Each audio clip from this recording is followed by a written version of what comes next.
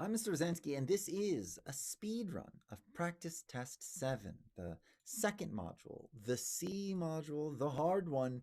And even though we've let 10 seconds go by, let's get into it. Let's find the first conventions question. Keep my peepers peepered here, and we're in it. We're in a conventions question. I see this little dash, and I go looking for another dash. I don't see one. Therefore, these are going to be equivalent. Then I consider what I'm doing over here. I've got my subject. Her portrait is the verb that tells me when, and I'm not going to separate them by a lone comma. Next conventions question. I see a bunch of things swapped around, so I know that this is going to be a misplaced modifier question. So I go to the start of the sentence. A government body officially known as all thing. All parliaments, right? Not the all thing. Get off my table. Iceland's parliament, right? The singular parliament could be a government body named all thing, and I like that. The first meeting itself wasn't known as the all thing, therefore it's wrong. We're still living in parliament. And then the year itself is not what we're going for. B is the right answer. In this next question, I see that there's a semicolon, so I'll go looking for another semicolon, and I see one right here.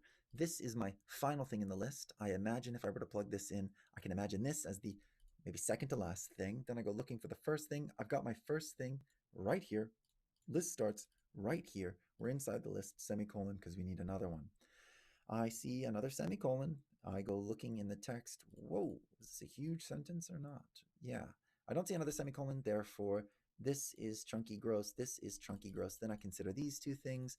I'll start reading kind of out here because I know that this could start some sort of dependent clause. Interactions between Neanderthals and modern humans occurred earlier than was previously supposed, which is a finding. I know I've got some sort of positive phrase here. This is describing something as relates before. Comma is necessary. Conventions question. I see that this is a transition in convention, so I'm going to check for CS on either side. I look to the left and I see an infinitive, which is not a good start, not a verb that tells me when. I see a that, which is starting a relative clause, which is a type of dependent clause, but still I have no complete sentence to the left. Therefore, I'm not allowed to use these. Then this is immediately going to pop out as the right answer. When we're surrounding him with commas, he's basically at the start of the sentence. I can see my contrast is between primary use versus occasional. Here, this is going to be the right answer. Trash. Oh, another one of these check for complete sentence questions. I look to the left. They are hardly pristine. That's a complete sentence. Many of these things experience. They experience. I've got a complete sentence to the right. Therefore, I'm going to engage only with the ones that give me that ability. This is a disgusting construction, but I want to make sure that I can find the contrast in the first sentence. Since it's, even though it's at the end, we're just going to move him to the front right here. They are undifferentiated. If I need help understanding what undifferentiated mean, their contents have not melted and separated into distinct layers, right? This defines the undifferentiated. Even though they are undifferentiated, they're hardly pristine. Absolutely are these things in contrast. B is the right answer. Pick it and move on. Conventions question. I see a semicolon. I don't see another one, but I don't see a period, so I can't kill him. I see a colon, so something I can do is check for a complete sentence to the left. I see a that. Which sentence initial? Obviously, it's not a determiner because I can't swap it with the because there's a the right here. This is starting some sort of complementized clause. Its subject is the geographic center. Its verb is lay, but then the entire big chunky boy is the subject of was conceded by all involved. So I do have a complete sentence to the left. Therefore, he's on the table. They're all kind of on the table, depending on what's to the right. I look to the right and I see this proved as a verb that's telling me when, and I like the way he looks. Establishing is a gerund. This is my subject. That means I have a complete sentence to the right. Whew! All that labor kills these two things because that's not the way that I'm allowed to join two complete sentences. But now, do I have a semicolon or a colon? If the colon is the right answer, the right would exemplify the left. And this is not an example of the concession. It's more of like some sort of contrast. And since a semicolon can mean like a comma yet, I pick him and I love it. Finally, a transition question. I kind of wish I had more of those. Beautiful conventions, though. He's chilling over here, so I'll just move him to the start of the sentence and consider what's going on. The food rays underwent a radical transformation, which was fueled in large part by demands for certain grains. As I keep reading, I've got the cultivation trends of maize and wheat, which are a type of grain, reconfigured, radical transformation. So we're advancing the exact same thing here with these two ideas. So nothing's alternate. We're not comparing anything. Both of those can fall. It's not a second of all because it's more of the first. It's giving like a particular example of the grains that reconfigured radical conformation. Another logical transition. I see that I'm chilling here and I'll read a little bit back. Benny Frank took steps to combat the circulation of counterfeit notes. He weaved blue threads and into the paper that he used. He also, I kind of want to say also here, he also stamped notes with an imprint, so to make it hard for it to replicate. So it's not specifically, because this is not a specific example of weaving. It's like an also, it's another one. This is a moreover. It's not an example. These two are kind of, there's nothing in contrast. That said is a concession type transition. So moreover, this is not this, but it supports the counterfeit notage, and I like that. What type of scientist this person is? Chalk isn't a person. Some scientists study these things, but I want to know the type of scientist that he is. Give me a scientist name. There are some scientists who study. I like that so far, but this is saying the person is this thing, and absolutely is that true. Tracks with all the notes. Pick it and move on. The year that it was completed. I want to indicate the year. I don't see a year here. I don't see a year here. I see a year. I don't see a year here. Was it completed in this? Absolutely. There's no mix-up of multiple paintings over here. Next question. I want an overview of the study's findings. The study determined the information rate. That feels okay. Maybe determined the information rate, but like what was it? I don't know. The research found that information more quickly in Spanish. This seems way more of what a finding would want to be. I like him. I'll leave him on the table. Vietnamese had the 16th fastest. This feels identical to this in a sense where we're giving syllables in this. This seems findingy. Then I read this, though some of the language differed in the language, these all feel like they're expressing findings. So what are my findings is basically the question that I'm asked. So I'll go to they calculated the IR was found. Here's a finding. The IR was found to be approximately consistent across the 17 languages. I remember reading that here. They were approximately the same. This engages with this finding. Then they must have done more. They calculated the number of syllables spoken, and then they also came up with this concept. Just peeking at these, I see that B and C seem to present just these parts of the findings, leaving out this IR concept. So these seem to be too narrow in the findings, but this overviews the sets of finding, which are kind of like those and these two things. Good look. Einstein's argument within its historical context. His argument, we want to place this argument in its historical context, right? We want to focus on this, place it in the context. During the dawn of quantum theory, that seems historical context. Einstein maintained something, Bohr disagreed, widely accepted view. This is a great job at dealing with this. I love A. At this conference, Einstein disagreed with the argument that this thing happened. Okay, this feels like it gives a bit of a place, and I like the way that that sounds. Placing it within its historical context, I can appreciate both sides of that. These are tempting. I like it a little bit more. The attendees of the conference were among the preeminent scientists. This doesn't really place it. Whatever C does that's charming, B trounces it, but we're stuck between A and B. In this, engaged in a debate, Bohr's argument, this puts all the focus on Bohr. This just minimizes Einstein. He was like an afterthought, and it put like equal weight here. I don't like those. So it's one of these two. On a closer read, it feels like they're making disagreeing statements about what they are presenting. Einstein maintained independent reality, and this is saying that Bohr had reality that was independent. So one of these is going to be a liar. Einstein argued that electrons had reality independent of observation, which aligns with this. It is Bohr who did the opposite of this. A is beautiful. It does such a nice job of the historical context.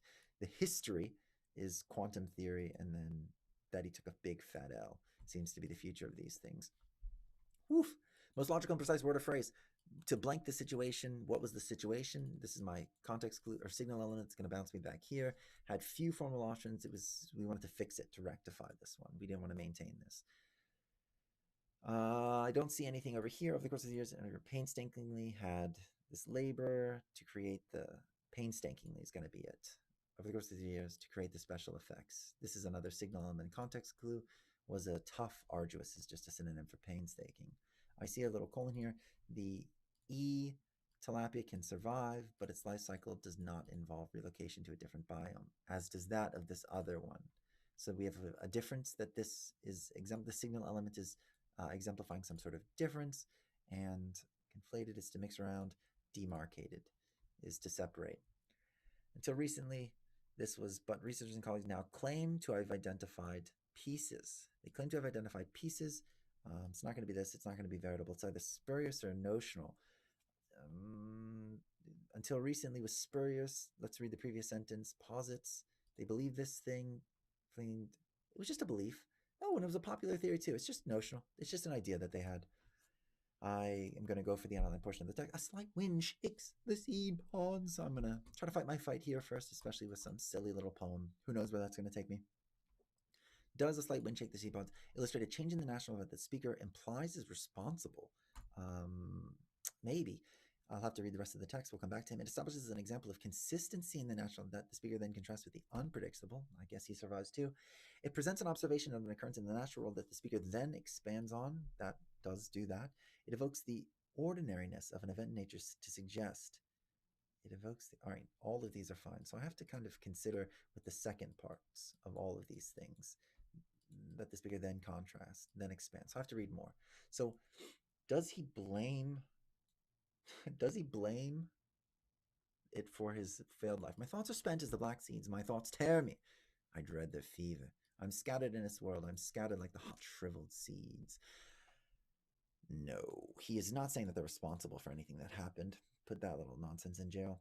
See, that's the unpredictable example of consistency. I probably should have killed this at first. It doesn't establish consistency because something's changing. He should have died in the first step, just to run this back in the speed run. B falls through because it doesn't establish consistency. Something is changing. Then on this run back through, this one doesn't agree with the rest of the text. It presents an observation of an occurrence in the natural world that the speaker to get a sense of turbulent experience. Yes, I'm scattered in its world. I'm scattered like the hot shriveled seed. Its world is the fever, the thoughts. The thoughts are to blame. Is a common pursuit. I have nothing about any other person in this. It's just going to be C. What's the function of the underlined sentence? For example, the first join the work is completed exhibits a clear misalignment of the borders of the two panels, whereas the later joins are virtually invisible. So I'm going to fight my fight here for it does not do this. It does not depict the people in the events. It supports an argument about the possibly. It compares the tapestry with other tapestries. No, we just have one. It's like joins on it. It describes how researchers determined where it was produced. Maybe. I like B, but maybe it's where. Maybe that's could be the argument. So sentencing, for example, I'll go back a little, suggests that the worker developed and refined the job. The course of the production, yes. They got better as it went. That's the argument, and that's the support. A story. Okay, fine. Strongly suggests about the story of Hans Castorp. The story of Hans Castorp that we intend to tell here, not for his sake, for the readers, because the readers will know him to be perfectly ordinary, if engaging, young man, but another signal element. Give me that blue. Give me the blue. Give me the blue. Doesn't want us to win. Oof. Is it really going to do this to me? Time's ticking. Fine, we'll move on. For the sake of the story itself, which seems to us to be very much worth telling. Although, gosh, shots fired. Although in his favor, it should be noted that it is his story and that not every story happens to everybody. It's a story that took place long ago and is, so to speak, covered with the patina of history and must necessarily be told with verbs whose tense is that of the deepest past. Right? It's an old story, and this guy is like an average dude. Then I'm going to start engaging me. Though it is true that the stories of even the most uninteresting people are themselves interesting because all people are unique. I kind of agreed with it until this all people are unique thing because it seemed like it was throwing shade. But I'll engage with the second half because I see that there's a lot more to read. The reason the story is interesting is nonetheless difficult to understand because of the passage of time. No, time is passing, but it's just saying that they're going to be using like archaic verbs maybe, or just the simple past tense. Who knows? But it's not making that claim. Even though it was the story of a particular of no importance, I agree, perfectly ordinary. Its age and manner which it therefore must be told are both indicators that the story itself is important. No, I don't believe that. It is merely just saying that it's old. It has to be told here. It is a based story though. Even though it is a story of a person, its age, no. It's not its age. Liar. For these extra reasons, the second one was lying. It's trying to get us to be confused by this final part, but I'm not confused. Like all stories about the lives of inconsequential, this story must necessarily be related in a particular way if the reason of story is consequential to be made evident to the audience. Whoa! I'll come back to you. It is a remarkable story that happened to an unremarkable person. Absolutely. Though one could plausibly argue that because the story is valuable, much worth telling, I agree, some of its value accrues to the person. It's his story.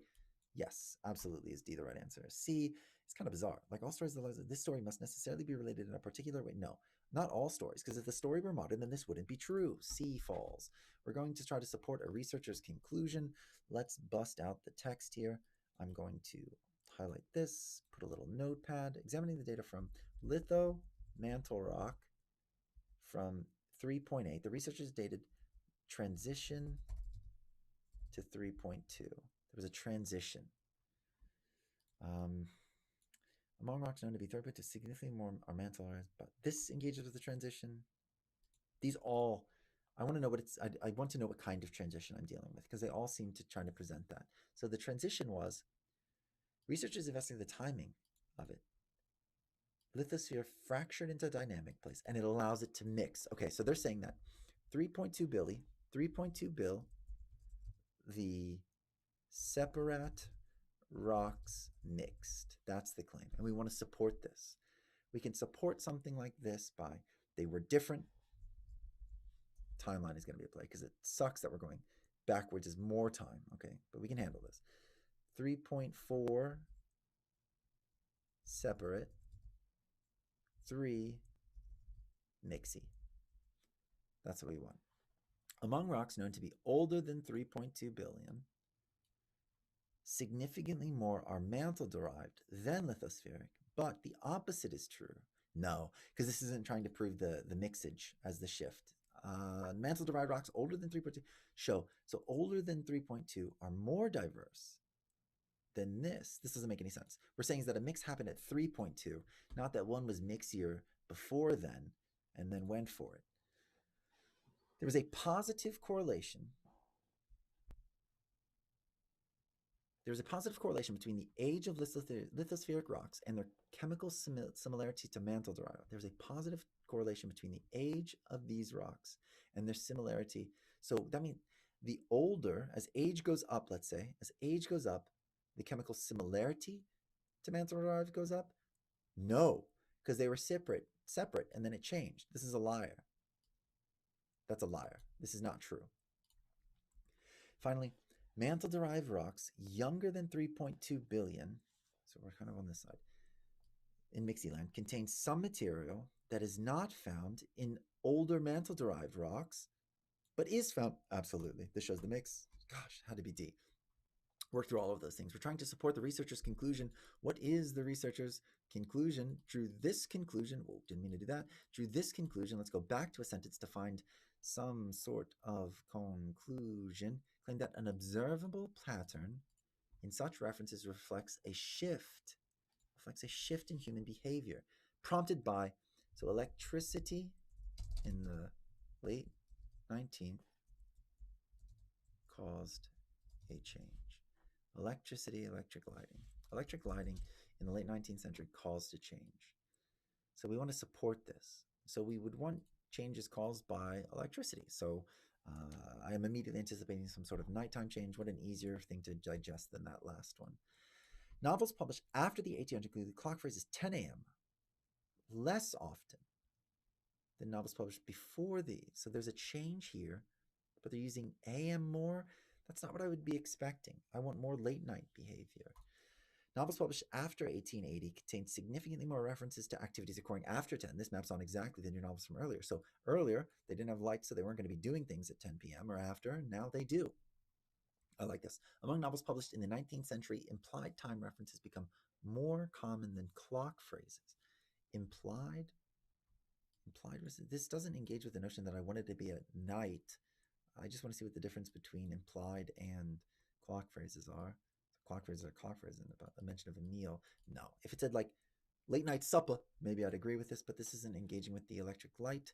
The time reference of noon and midnight are used just the same. This would show that electricity had no change. This would weaken it, if anything. Pick it and move on. Whew, we've got this big old chart. We're trying to complete the statement. What's our statement? If true, this suggests the possibility. If true, big if true. Let's go back a sentence. Oh my gosh, all of this. Okay, we're fine. Everything, take a deep breath. Because, I want to try to understand this. Because government, because efficiency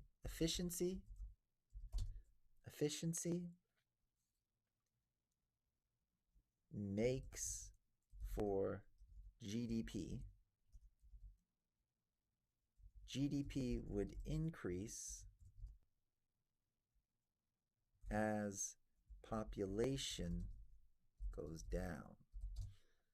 Let's just read this to make sure we sort of understand what's going on.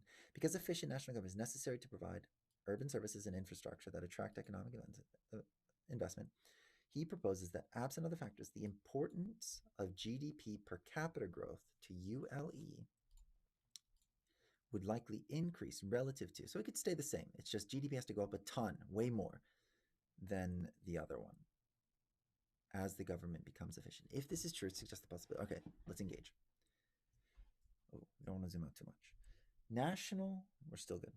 National governments of countries in Region 1, these two, experienced declines in efficiency in the period from 2000 to 2014 relative to the periods of 1917.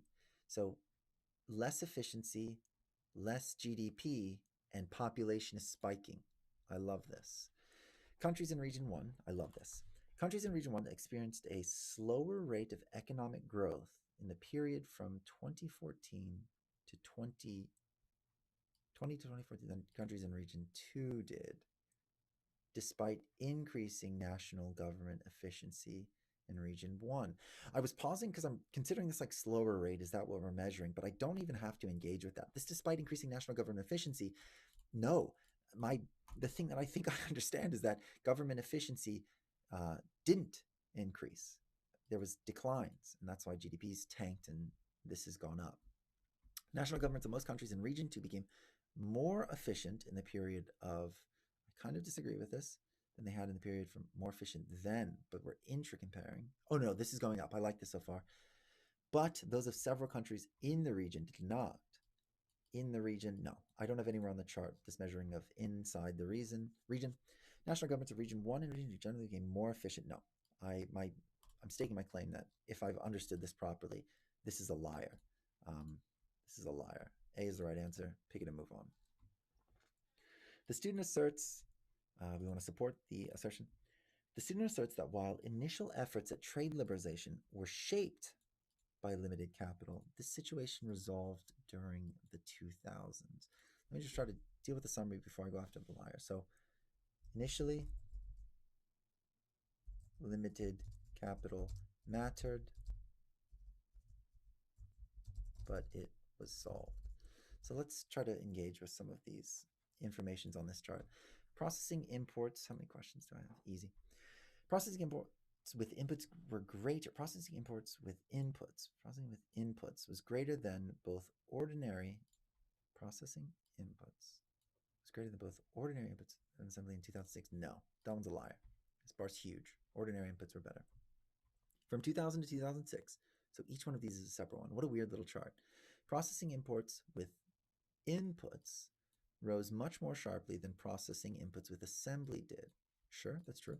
From 2000 to 2006, neither processing imports with inputs nor processing imports with assembly were greater than ordinary inputs.